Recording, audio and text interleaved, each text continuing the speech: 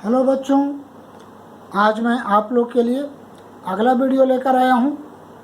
इसमें मैं आप लोग को पैरेलल कॉम्बिनेशन के बारे में बताऊँगा। सीरीज कॉम्बिनेशन के बारे में हम लोगों ने पिछले दिन देखा था, जिसमें आर इक्विवेलेंट का जो वैल्यू आया था वो सम ऑफ ऑल अदर रेसिस्टेंसेज का आया था वैल्यू, और उसमें हमने देखा था कि आर इक्विवेलेंट का वैल्यू सभी इंडिविजुअल रेसिस्टेंस से बड़ा होता है। तो आज हम लोग आगे बढ़ते हैं। पैरेलल कॉम्बिनेशन क्या होता है वो मैं देखता हूँ। तो मान लेते हैं कि मेरे पास 3 रेसिस्टर है। एक रेसिस्टर मेरे पास ए है, दूसरा रेसिस्टर मेरे पास ए है, और तीसरा रेसिस्टर मेरे पास ए है।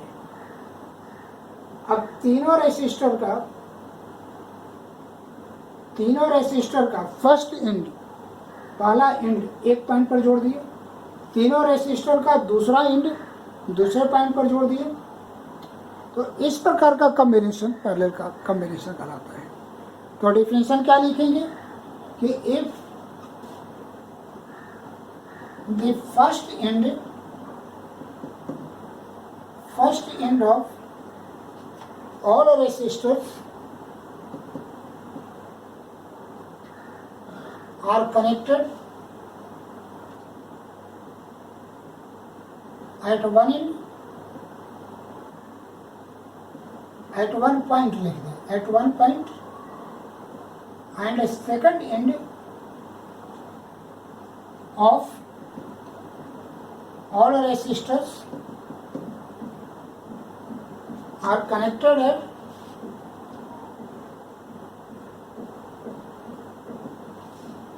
at other point, then it is called parallel combination। तब इसको हम लोग पैरेलल कॉम्बिनेशन कहते हैं। यानी ऐसा कॉम्बिनेशन जिसमें सभी रेसिस्टर का वन एंड एक पॉइंट पर जोड़ दें और दूसरा एंड दूसरे पॉइंट पर जोड़ दें। इस प्रकार के कॉम्बिनेशन को हम लोग पैरेलल कॉम्बिनेशन कहती है। अब आगे देखते हैं। यहाँ पर होता क्या है कि इस एंड को हम एक बैटरी से जोड़ देते हैं,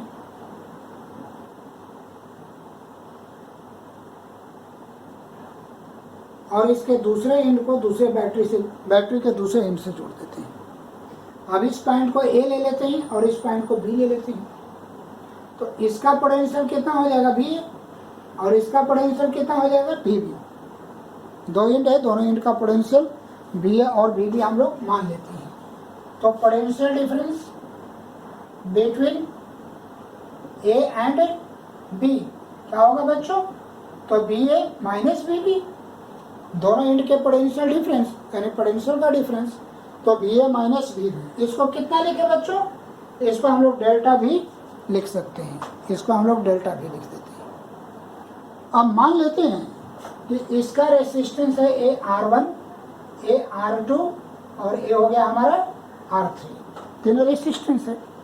मान लेते हैं कि बैटरी I एम्पियर की करंट भी दे रही है। ठीक है, एक करंट ऐसे बढ़ते बढ़ते जब ही आएगी तो इसको 3 रास्ते मिल जाएंगे। तो क्या I किसी एक रास्ते से चली जाएगी? नहीं, वो डिवाइड हो जाएगी 3 अलग अलग रास्ते में। और मान लेते हैं कि इससे जो करंट जा रही है इसका वैल्यू I1 है, इससे जो करंट जाती है इसका वैल्यू I2 है, और इससे जो करंट जाती है इसका वैल्यू I3 है। हम लोग मान लेते हैं। तो यहाँ एक बड़ी महत्वपूर्ण चीज़ है कि अगर करंट डिवाइड हो गया तो ये पैरेलल कॉम्बिनेशन का सिम्टम है। करंट अगर यहाँ आकर डिवाइड हुआ यानी ये पैरेलल कॉम्बिनेशन है। तो such combination in which current will divide, then it is called the parallel combination, and if the current does not divide then it is called the series combination। जैसा कि पिछला video में हमने देखा था कि वहाँ करंट डिवाइड नहीं हुआ था, करंट एक ही पाथ से सभी से सेम करंट फ्लो हुआ था। लेकिन यहाँ से आई एम्पियर करंट गया, यहाँ आई एम्पियर नहीं जा रहा है, यहाँ भी नहीं जा रहा है, यहाँ भी नहीं जा रहा है, करंट चेंज हो रही है। करंट चेंज होने का मतलब, अब बच्चे कभी कभी कहेंगे कि सर ये तीनों में करंट बराबर है। नहीं, उससे जो चर्चा मत करिए, आप चर्चा इससे करिए इस करंट के रिस्पेक्ट में एक कम हो रहा है या नहीं।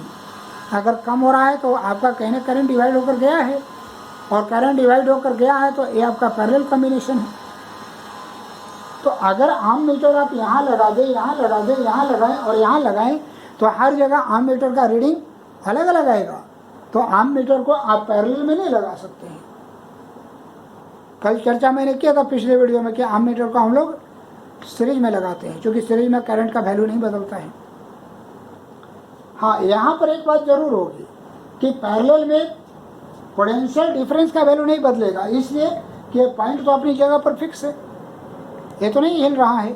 तो पोटेंशियल डिफरेंस इसके लिए और इसके लिए सबके लिए बराबर होगा। यानी पैरेलल में पोटेंशियल डिफरेंस का वैल्यू कांस्टेंट होता है, ये नहीं बदलता। अगर आप वोल्ट मीटर को आप यहाँ लगा दो, यहाँ लगाओ, यहाँ लगा दो, कहीं लगा दो, आपको रीडिंग वही बताएगा, दो रीडिंग नहीं बताएगा। तो न्यूमेरिकल बनाने के लिए बात को ध्यान में जरूर रखेंगे कि करंट में सीरीज में करंट नहीं बदलता है, कांस्टेंट होता है, और पैरेलल में पोटेंशियल डिफरेंस नहीं बदलता है, वो कांस्टेंट होता है। ये दो चीज़ों को हम लोग मान कर चलेंगे, तब हमारा आगे का न्यूमेरिकल बनेगा। खैर, अब यहाँ से हम लोग आते हैं। अब हम लोग निकाल सकते हैं I1 का वैल्यू निकाल सकते हैं। तो I बराबर कितना होता है, V/R, यानी A और B के बीच का वोल्टेज पोटेंशियल डिफरेंस, तो डेल्टा V/R1। I2 का वैल्यू लिख सकते हैं इसी तरीके से, डेल्टा V/R2, क्योंकि पोटेंशियल डिफरेंस तो सेम ही है सबके लिए। एंड I3 का वैल्यू कितना हो जाएगा, डेल्टा V/R3। हमने निकाल लिया कितना कितना करंट तीनों से जा रहा है, कितना कितना करंट तीनों से जा रहा है निकाल दिए। चूंकि पोटेंशियल डिफरेंस तीनों में सेम है, तो हम तीनों में सेम पोटेंशियल डिफरेंस का यूज किए। अब आगे बढ़ते हैं। अब क्या करते हैं बच्चों कि हम लोग A और B के बीच का तीनों रेसिस्टेंस को हटा देते हैं। अब A और B के बीच में हम एक ही रेसिस्टेंस लगाते हैं। A और B के बीच में एक ही रेसिस्टेंस लगाते हैं। सर्किट मेरा वही है, सर्किट में चेंज नहीं होता है।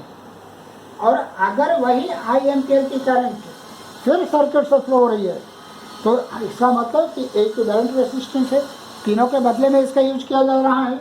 तो यहाँ पर इसको हम R कर सकते हैं।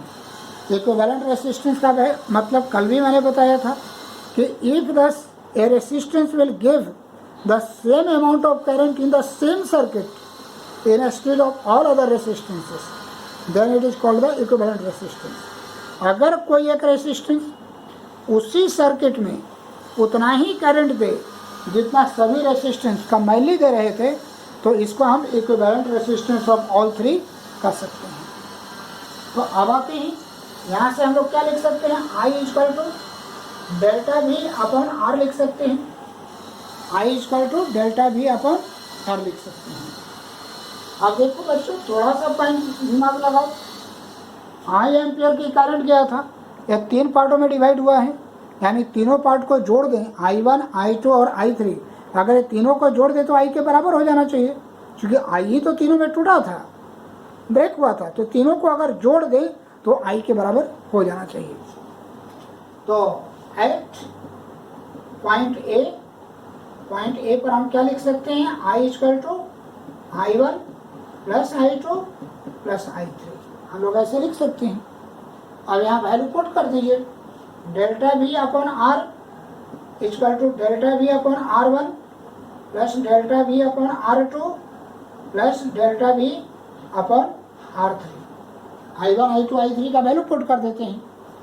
आगे बढ़िए, delta V upon R equal to delta V common निकाल लो बच्चों, क्योंकि ऊपर में डेल्टा V तीनों जगह है, तो बचेगा 1/R1 plus 1/R2 plus 1/R3। Delta V cut गया दोनों साइड, तो कितना बचा, 1/R equal to 1/R1 plus 1/R2 plus 1/R3। यही हमारा इक्विवेलेंट रेसिस्टेंस का वैल्यू आता है। इस तरीके से हमने पैरेलल कॉम्बिनेशन में भी इक्विवेलेंट रेसिस्टेंस का वैल्यू निकाल दिया। जब ड्राइव करने के लिए आता है, इसमें का 2-3 पॉइंट बड़ी में इंपॉर्टेंट थे। पहला तो पैरेलल का डिफिनीशन, दूसरा ये बात याद रखना कि पैरेलल में करंट का वैल्यू चेंज होता है, यानी करंट डिवाइड होता है, तीसरा कि पैरेलल में पोटेंशियल डिफरेंस का वैल्यू कांस्टेंट होता है। और बाकी फिर आपका डेरिवेशन है कि हम लोगों ने कैसे कैसे इसको डिराइव किया है। अगर इतनी चीज़ों को ध्यान में रखेंगे तो पैरेलल कॉम्बिनेशन आपको समझ में आ गई। तो हमने दोनों देख लिया, सीरीज भी देख लिया, पैरेलल भी देख लिया। अब थोड़ा आगे बढ़ते हैं। आप पॉज करके या स्नैपशॉट लेकर के आप इसको आगे नोट बना सकते हैं। हम लोग आगे बढ़ते हैं। अब देखिए,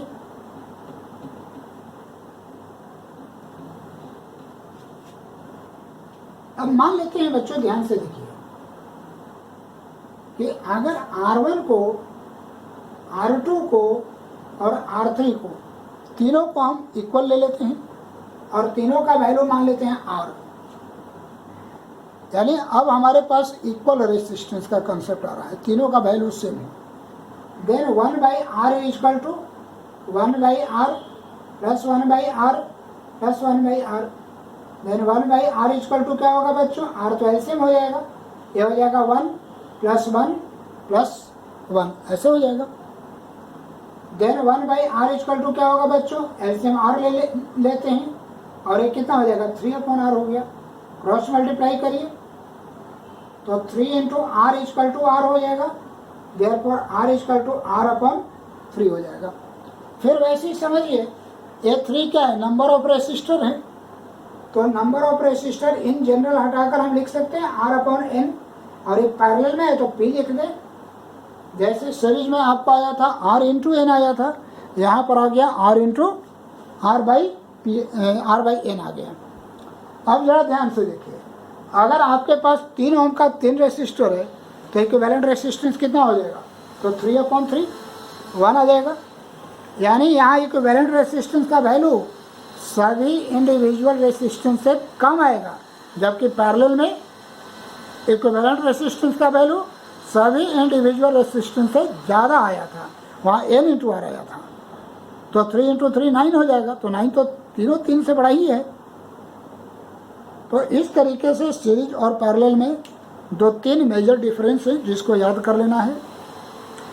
पहला कि सीरीज में करंट डिवाइड नहीं होता है, पैरेलल में करंट डिवाइड होता है। सीरीज में पोटेंशियल डिफरेंस चेंज होता है, लेकिन पैरेलल में पोटेंशियल डिफरेंस कांस्टेंट होता है। सीरीज में इक्विवेलेंट रेसिस्टेंस का वैल्यू सभी इंडिविजुअल रेसिस्टेंस से ज़्यादा होता है, जबकि पैरेलल में सभी रेसिस्टेंस का वैल्यू, इक्विवेलेंट रेसिस्टेंस का वैल्यू सभी इंडिविजुअल वैल्यू से कम होता है।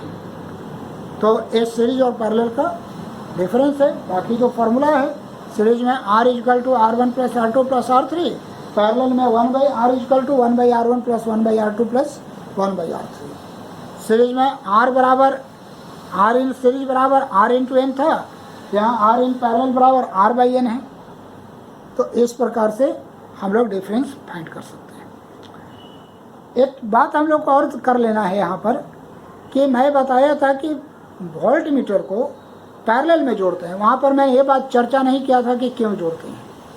अब यहाँ पर देखिए, पैरेलल में पोटेंशियल डिफरेंस तो सेम होता है, अभी फिगर में मैं बनाया था, बता रहा था। तो आप कहीं भी वोल्ट मीटर को लगा दीजिए, वो सेम रीडिंग रीड करेगा। तो इसमें यही देखना है कि the value of potential difference is same और constant in the parallel combination. That is why volt meter can be connected in parallel. तो इस तरीके से आम मीटर और वोल्ट मीटर में कुछ डिफरेंस है। आम मीटर करंट को मेजर करता है, वोल्ट मीटर पोटेंशियल डिफरेंस को मेजर करता है। आम मीटर सीरीज में जोड़ा जाता है, वोल्ट मीटर पैरेलल में जोड़ा जाता है। आम मीटर का मीटर अगर देखोगे कभी तो वो 1 2 3 4 5 ऐसे 10 के आसपास होता है, लेकिन वोल्ट मीटर का अगर देखोगे तो वो आपको 120 140 से लेकर के 300 के आसपास ऐसे रहता है। तो उसका रीडिंग भी थोड़ा ज़्यादा होता है। आम मीटर और वोल्ट मीटर में एक सिमिलरिटी भी है कि उसमें प्लस और माइनस का पॉइंट्स होते हैं। डिवाइस में अगर देखोगे तो प्लस वाले को बैटरी के प्लस वाले साइड में ही जोड़ना पड़ेगा और माइनस वाले को बैटरी के माइनस वाले साइड में ही जोड़ना पड़ेगा। ये दोनों में होता है, ये नहीं होता है कि कोई एक में होता है, यानी एमीटर और वोल्टमीटर दोनों में होता है। ठीक है, अब हम आगे बढ़ते हैं, थोड़ा न्यूमेरिकल देख लेते हैं इससे रिलेटेड।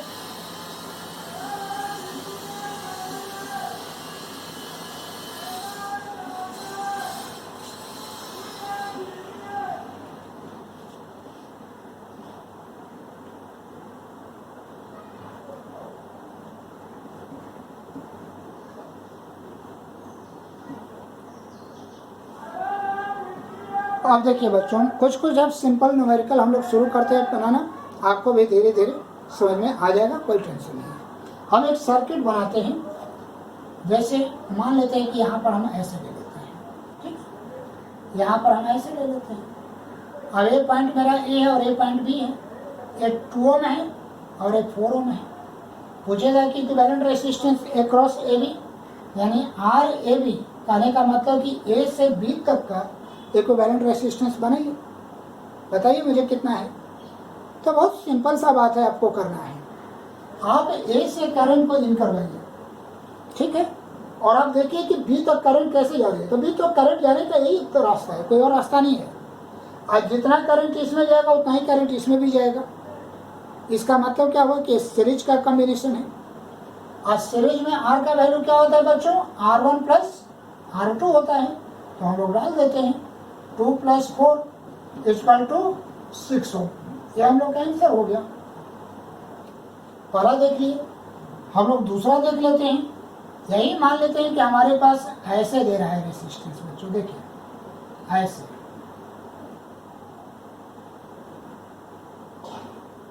एक पॉइंट ए है और एक पॉइंट बी है और एक 2 ओम है और एक 4 ओम है। अब हमसे पूछेगा कि equivalent resistance across A B बताइए। तो सबसे पहले तो मुझे ये देखना जरूरी है कि इस सीरीज में है या पैरेलल में है, और इसके लिए ए बी कह रहा है तो ए से करंट को इन करवाइए, ए से करंट को इन करवाइए। लेकिन जब ही करंट यहाँ पहुँचेगी तो डिवाइड हो जाएगी, करंट इधर भी जाएगी इधर भी जाएगी। और मैंने बताया है अभी आपको कि करंट जब ही डिवाइड होगा वो पैरेलल है, यानी यहाँ पैरेलल का कॉम्बिनेशन लगेगा। अब आप आइए, पैरेलल में फॉर्मूला क्या होता है, 1/R = 1/R1 + 1/R2 होता है।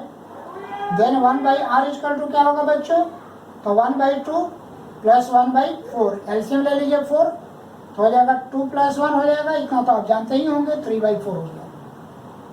अब एक क्रॉस मल्टीप्लाई करिए तो 3R = कितना हो जाएगा 4, देयरफॉर R = 4/3। इक्विवेलेंट रेजिस्टेंस का वैल्यू आ गया। ये हमारा इक्विवेलेंट रेजिस्टेंस का वैल्यू आ गया पैरेलल के केस में। एक बात और आपको बता दें बहुत शॉर्टकट में, कि अगर दो ही रेजिस्टेंस पैरेलल में हो, दो ही रेजिस्टेंस, सिर्फ दो, 3 के लिए मैं बात नहीं कर रहा हूँ, सिर्फ 2 रेजिस्टेंस पैरेलल में है, तो R = होता है R1R2/R1 + R2। आप एक डायरेक्ट फॉर्मूला यूज कर सकते हैं, इससे भी यही वैल्यू आएगा, चेक करके देख लीजिए। आपको 2 और 4 है तो 2 × 4/2 + 4, तो कितना हो जाएगा बच्चों, 4 × 2 = 8 हो जाएगा अपॉन 6। 2 से काट दीजिए, 4/3 यहाँ भी आ जाता है, यहाँ भी 4/3 ही आया था, यहाँ मतलब आ गया 4/3 कट करके। तो इस तरीके से इसका भी हम लोग यूज करेंगे, इसका नहीं यूज करेंगे क्योंकि लेंदी हो जाता है। इसलिए डायरेक्ट याद रखिए कि 2 रेजिस्टेंस अगर पैरेलल में है तो R का वैल्यू R1 × R2/R1 + R2। 3 के लिए नहीं लगाइएगा, 2 के लिए लगाइएगा ये चीज़, सिर्फ 2 के लिए, 3 के लिए नहीं। और इसको प्रोडक्ट बाई सम भी आप पढ़ सकते हैं। R1 R2 क्या है, प्रोडक्ट है, R1 + R2 क्या है, सम है, तो इसको प्रोडक्ट बाई सम भी पढ़ सकते हैं। और अगर चाहिएगा तो इसको कैलकुलेट करिए, वैल्यू आ जाएगा आपको, कोई मुश्किल काम नहीं है। 2 हो गया। अब आते हैं हम तीसरा क्वेश्चन की तरफ बढ़ते हैं बच्चों।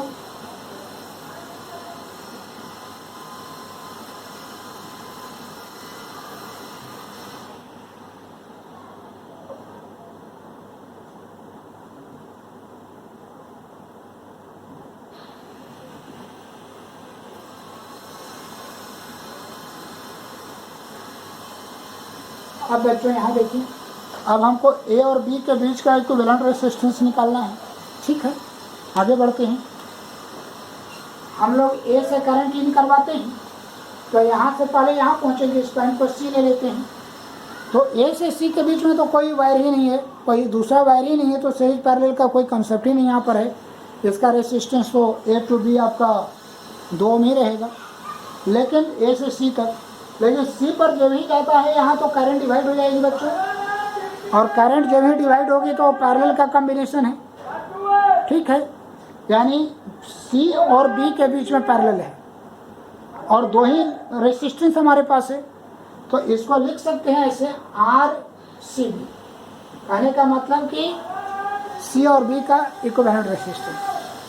जब 2 रेसिस्टेंस जब पैरेलल में है बच्चों, तो प्रोडक्ट वैसे हम लोग कर लेंगे। अभी फार्मूला तो बता रहा हूँ मैं आपको यहाँ पर, यानी कहने का मतलब कि इसका फार्मूला है R1 into R2 by R1 plus R2। आगे बढ़े तो 10 इंटू 20 बाई 10 प्लस 20 कितना हो जाएगा भाई, 200 बाई 30 कट जाएगा, ये 6.67 ओम के आसपास आएगा।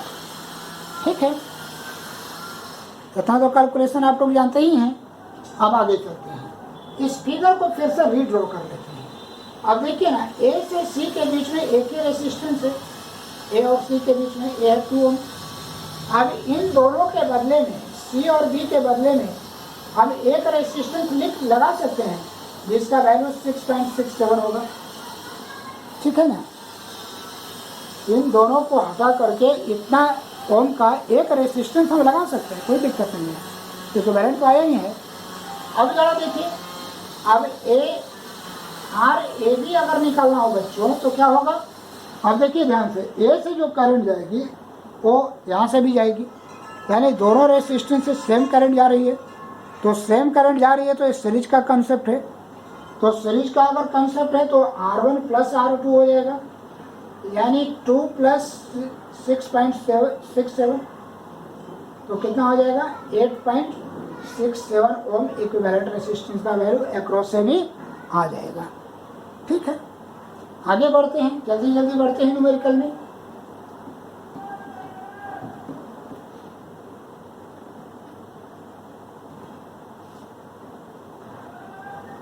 अब देखिए बच्चों, मैं चौथा आता हूँ, फोर्थ में आता हूँ। अगर मान लेते हैं कि हमारे पास ऐसे है,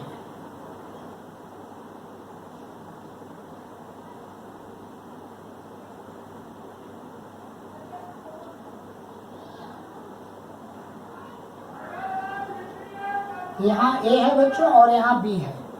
यहाँ मान लेते हैं कि 3 ओम है, 3 ओम है, 3 ओम है। यहाँ मान लो कि 5 ओम है, 5 ओम है। अब कहता है कि equivalent resistance across A B बनाकर दिखाइए। चलते हैं, शुरू करते हैं। ध्यान दीजिए, करंट जो ही ए से इन करेगा तो 3 पार्ट में डिवाइड हो जाएगा और फिर करंट यहाँ पर जाकर मिल जाएगी। तो ए और बी है, इसको सी ले लेते हैं, यानी ए टू सी जब करंट जाएगी तो करंट डिवाइड हो रही है ए पर ही, और करंट डिवाइड होने का मतलब क्या होता है बच्चों, पैरेलल, यानी ये पैरेलल कॉम्बिनेशन में है। दूसरी पॉइंट ध्यान दें कि तीनों रेसिस्टेंस का वैल्यू सेम ही है। अब यहाँ हमारे लिए आसान हो जाएगा, आर ए सी निकाले तो फॉर्मूला आर अपॉन एन होता है। अगर सभी रेसिस्टेंस इक्वल हैं तो ये फार्मूला लगा सकते हैं, नहीं तो आप मैनुअल जो फार्मूला है 1/r equal to 1/r1 plus 1/r2 plus 1/r3 उससे भी निकाल सकते हैं, लेकिन उसमें टाइम लगेगा, एक तुरंत हो जाएगा। आर यानी एक रेसिस्टर का वैल्यू, एक रेसिस्टर का वैल्यू 3 ओम है और नंबर ऑफ रेसिस्टर कितना है, 3 है, कट गया, यानी 1 ओम।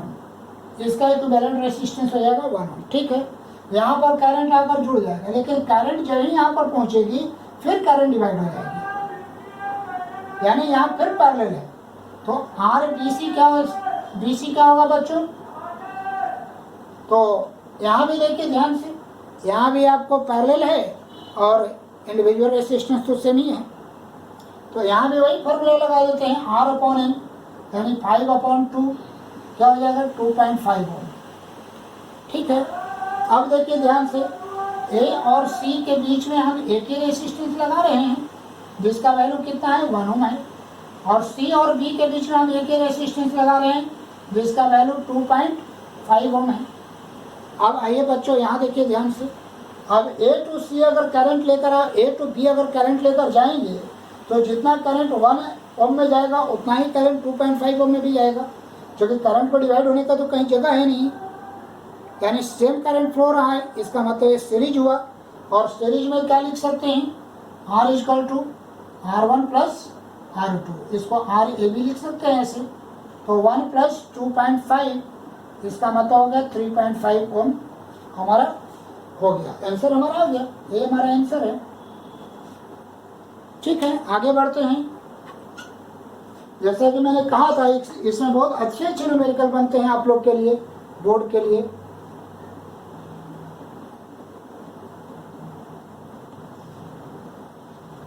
अब आप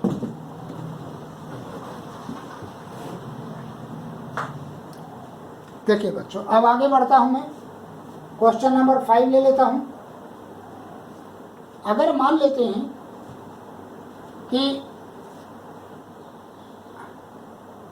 हम लोग ऐसे लेते हैं, देखिए अब एक ट्रायंगल बनाते हैं ऐसे, इधर भी बनाते हैं ऐसे,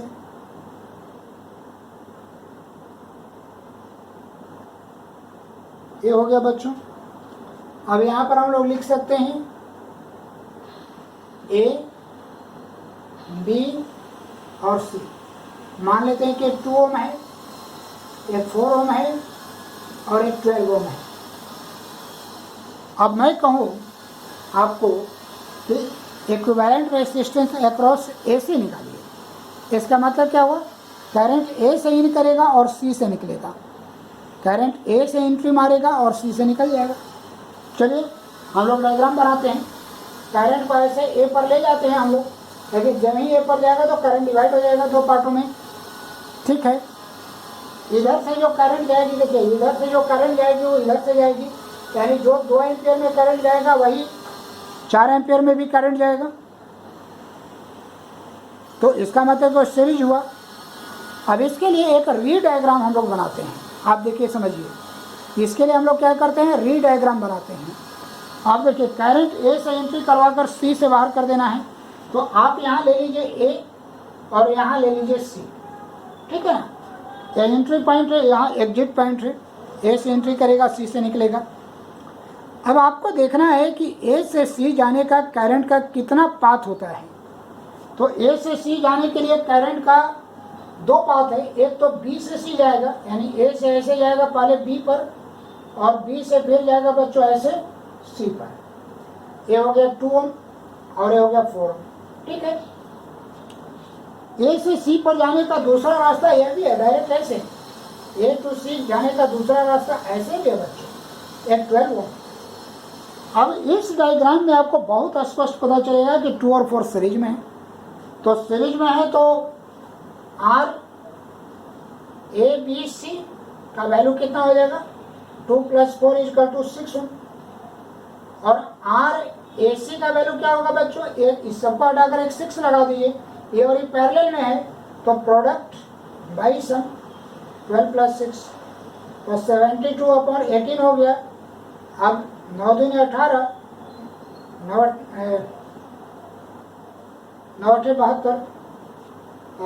72, 8 हो गया, 2 से काट दीजिए 4 हो गया, यानी 4 ओम इक्विवेलेंट रेजिस्टेंस आ गया। यहीं पर एक और इम्पॉर्टेंट बात है कि अगर AC की जगह अक्रॉस AB मैं कर दूं तो वैल्यू बदल जाएगा। अब देखिए मैं वो भी निकाल देता हूं। अब मैं अक्रॉस AB निकालने का प्रयास कर रहा हूं।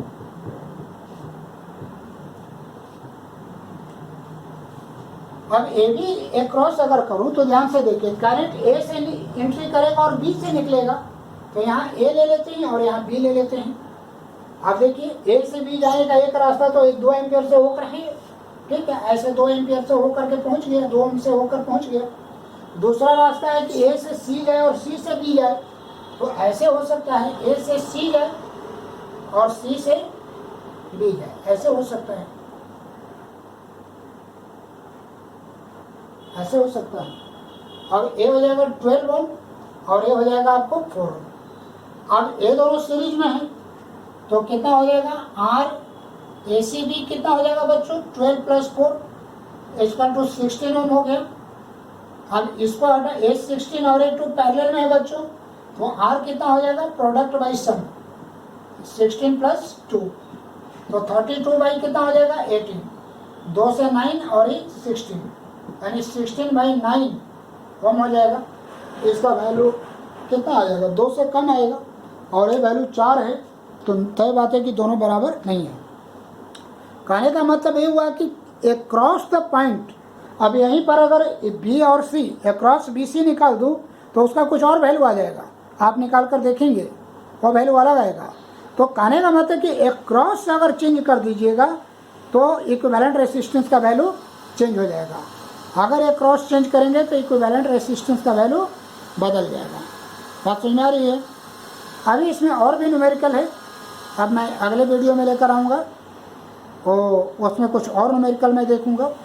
Thank you. मेरा नाम राघवेंद्र कुमार है और अगर अच्छा लगे तो वीडियो को शेयर कर दें और सब्सक्राइब कर दें।